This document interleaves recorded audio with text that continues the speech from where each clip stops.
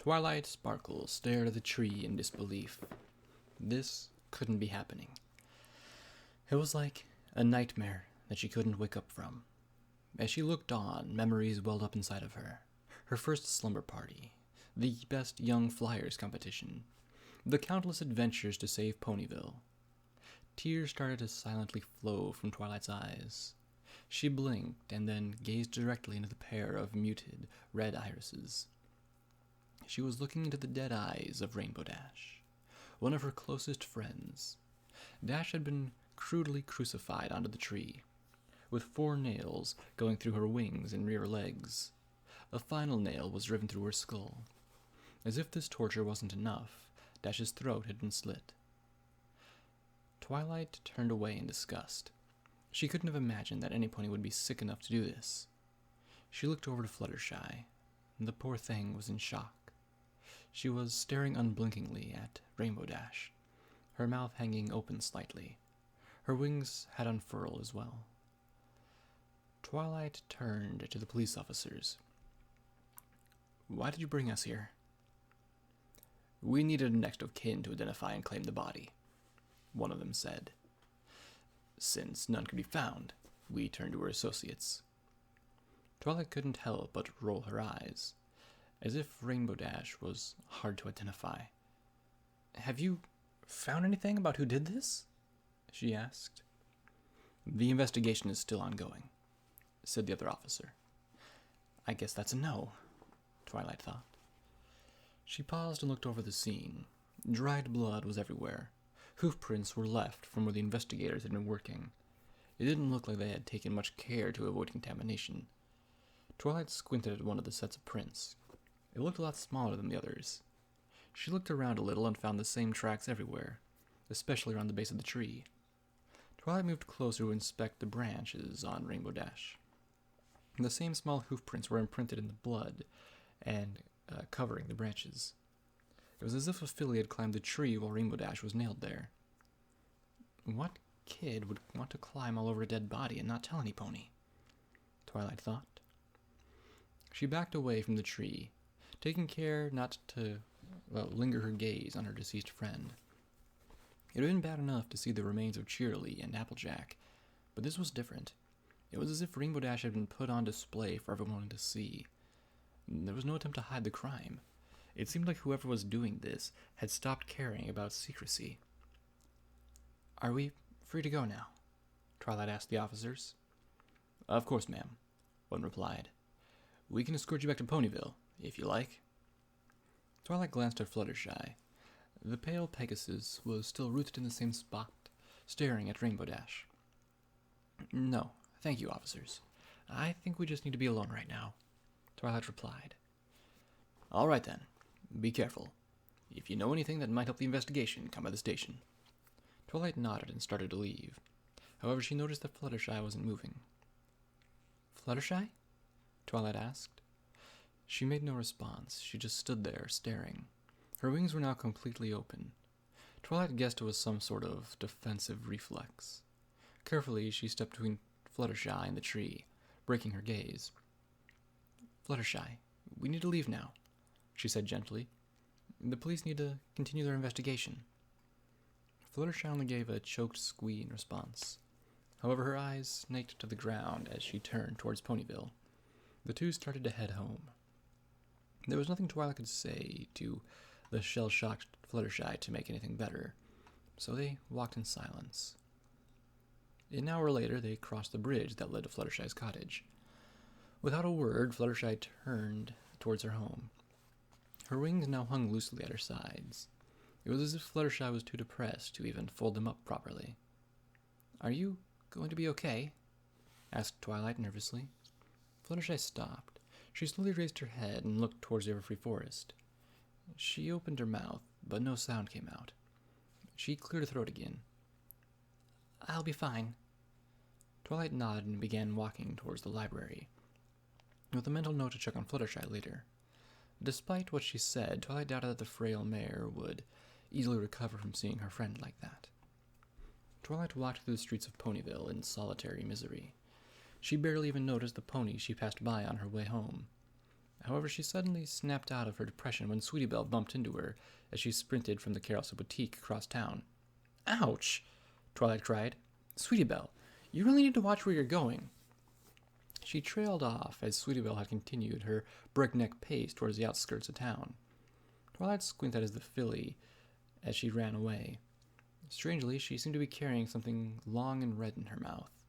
Stranger still, Twilight could have sworn there was a cutie mark on her flank. Twilight shrugged and continued walking. Let somebody else deal with it, she thought. She just wanted to be in her bed and rest. Across town, she saw Spike walking towards the boutique. The little dragon had the slightest spring in his step. Twilight smiled slightly as she watched him. "And there goes the brave knight, off to comfort his princess," Twilight thought in amusement. She stopped suddenly when she thought of Rarity. Her friend needed to know what happened. She hesitated when she noticed that Spike had entered the boutique. This wouldn't be easy for the dragon to hear. However, Twilight knew that she would have to tell him eventually, and be easiest when both she and Rarity were present. Twilight steeled herself and trotted towards the boutique. As she got closer, she heard Spike's voice. "There you are, Rarity. I've been worried about you." There was a silence, followed by a muffled thud. Panic brought on her already frayed nerves, drove Twilight to sprint the rest of the way at the sound of the disturbance. Her mind jumped to several, possibly worst-case scenarios. "Please be okay. Please be okay. Please be okay."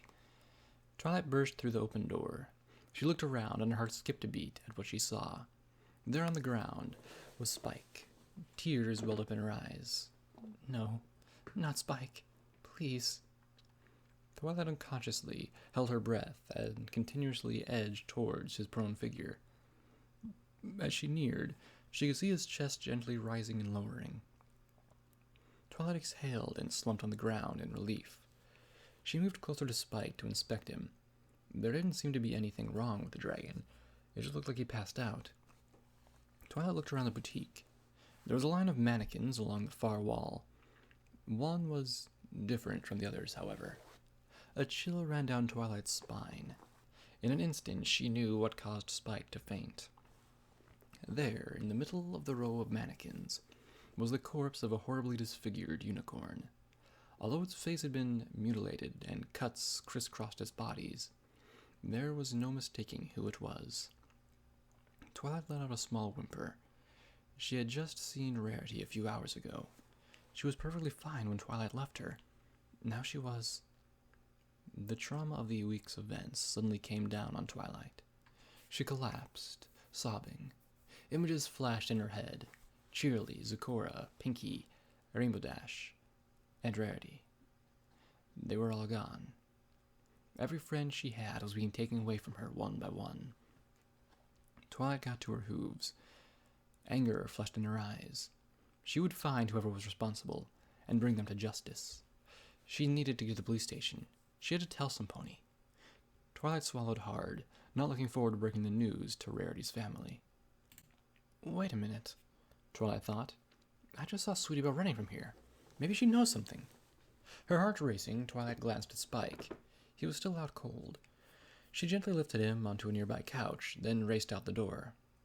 Okay, first, find Sweetie Belle, and find out if she knows what happened. Then the police station. Twilight bolted through Ponyville. She had seen the general direction where Sweetie Belle had gone, and Twilight had to guess she was headed for the tree fort on the outskirts of town. It wasn't long before she was there. When she neared a tree, Twilight paused to catch her breath. She walked forward, trying to appear as calm as possible. It wouldn't help if Sweetie Belle saw her in hysterics. As she approached the ladder leading to the clubhouse, she heard Sweetie Belle talking to some pony. It sounded like Scootaloo and Applebloom. Going to get a nice little surprise when they walk in. How'd you manage that? She taught me some basic sewing stuff. The rest I just improvised.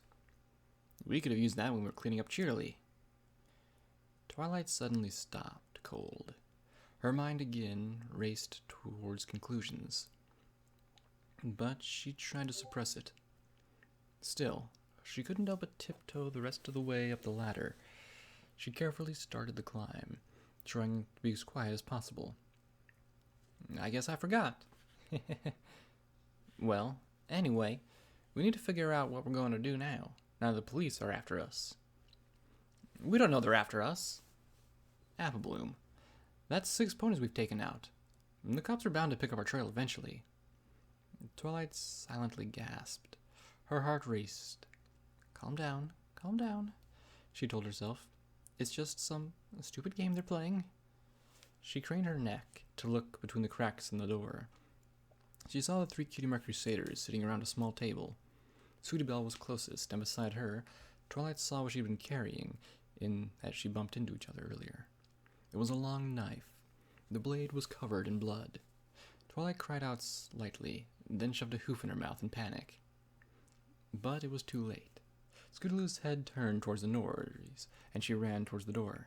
She flung it open, catching Twilight on the forehead with it. Stars exploded in Twilight's vision as she was knocked back off the ladder. She hit the ground hard, driving the air from her lungs. Some part of her noticed the 3 Crusaders standing in the doorway, with fear in their eyes. Busted, said Sweetie Belle dumbly. Scootaloo grabbed the knife from the ground. With a snarl, she leapt from the doorway, raising the blade above her head. Twilight couldn't move. There was no time. Everything seemed to move slowly as Scootaloo brought the knife down, aimed directly at Twilight's heart. Twilight could see the fury in her face as she fell.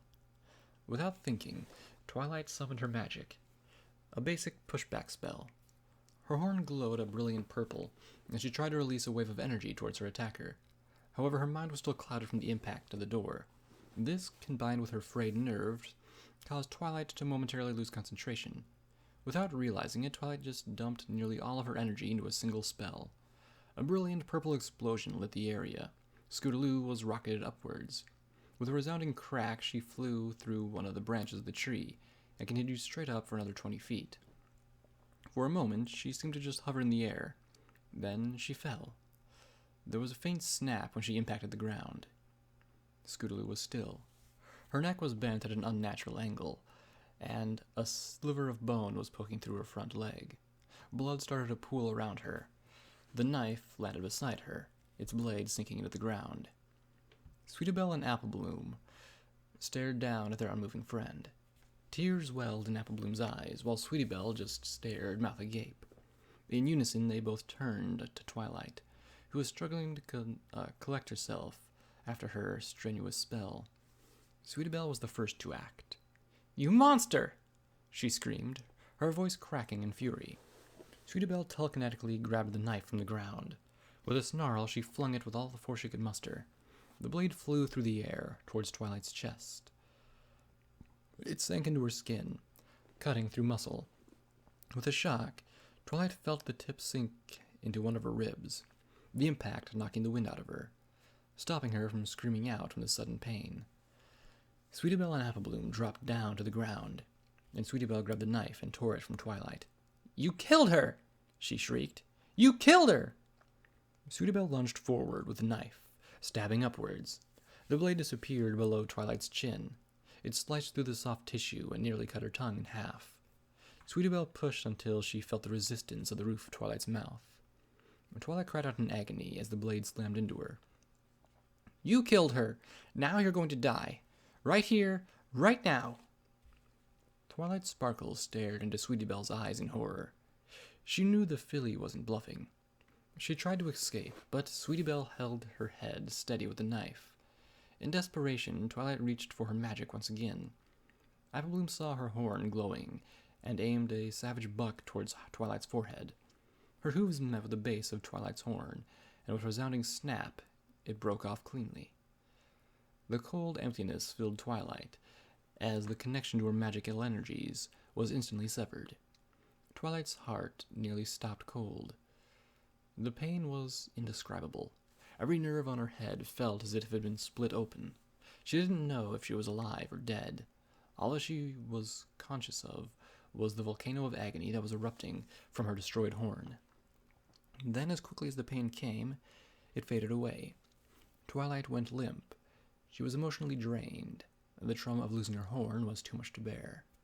She wasn't even aware that Sweetie Belle was doing with a knife.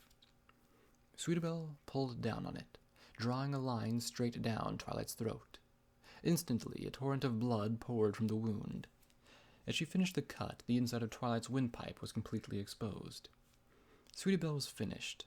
With tears in her eyes, she turned away from Twilight and looked at Apple Bloom. "Come on, we need to get going." "What about Scootaloo?" asked Apple Bloom. Sweetie Belle looked at Scootaloo's body. The little Pegasus still hadn't moved, blood no longer flowing from the injury on her leg. "She's gone, Apple Bloom," Sweetie Belle said. "We have to leave her. We need to be as far away by the time some pony finds Miss Sparkle's body." Apple Bloom said nothing, but nodded. Twilight looked at them from the ground. She couldn't move, but she was still conscious enough to see her surroundings. It was here that Twilight got her only good look at Sweetie Belle's cutie mark. Unlike her friends, Sweetie Belle's was simple and unassuming. It was just a broken hourglass. Nothing more. Twilight pondered this in the next few moments of her life. Her vision faded first. Her other senses followed. Finally, there was nothing. Twilight slipped into the void. The element of magic had died.